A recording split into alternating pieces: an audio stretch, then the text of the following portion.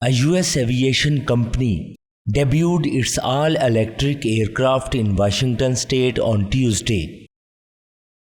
The aircraft, named Alice by manufacturer Eviation Aircraft, took off down the runway at Grant County International Airport in Moses Lake, Washington, taking flight at 7:10 a.m. local time. The plane then flew for 8 minutes, reaching an altitude of 3,500 feet and peaking at 149 knots, said Aviation President and CEO Gregory Davis.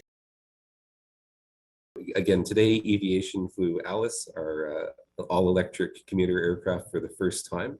The aircraft, it was just a wonderful experience for everyone who was here. We were able to witness history in the making. The flight lasted for 8 minutes. We flew 3,500 feet in altitude, and we were able to complete our test plan exactly as we intended to. The aircraft, of course, landed safely, and we were able to then start our debrief. We completed our debrief. The next steps of what we're going to do are data review from the flight to make sure that our flight models and our analysis matches what we predicted, and then we'll go from there. According to the company, the aircraft produces no carbon emissions, significantly reduces noise, and costs a fraction to operate per flight hour compared to light jets or high-end turboprops.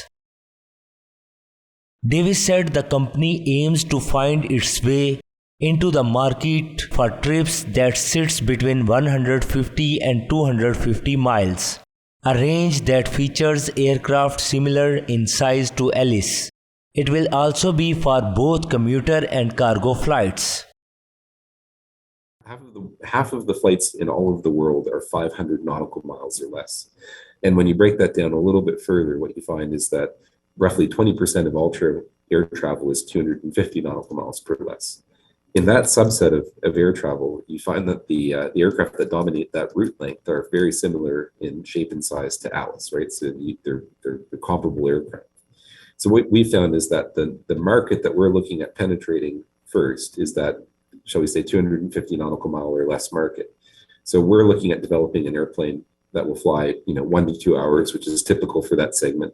So 150 to 250 nautical miles with reserve, and that's what we're targeting for our initial entry into service. By being electric, the plane will require some charge on the ground as the company continues to develop and tweak its battery system. Davis said the aim is to target a 30-minute charge for an hour flight. We're targeting a design criteria of 35 minutes for a charge. Okay, and so that'll be a charge for the typical route length. It's actually, as I just said, it's actually a design point. So going back to the comment I made earlier about designing batteries for aircraft, it's one of the considerations is how quickly do we want it to charge and how much power do you want to be able to draw from it. So again, we're targeting call it 30 minutes of charge for an hour of flight time, or about 2C if you're looking at the lingo. In battery lingo, Davis said the plane's battery would charge at 2C, which means it can charge at rate twice its total capacity, the company said.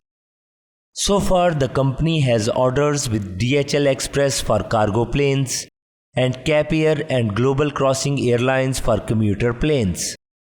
Davis declined to discuss the cost structure.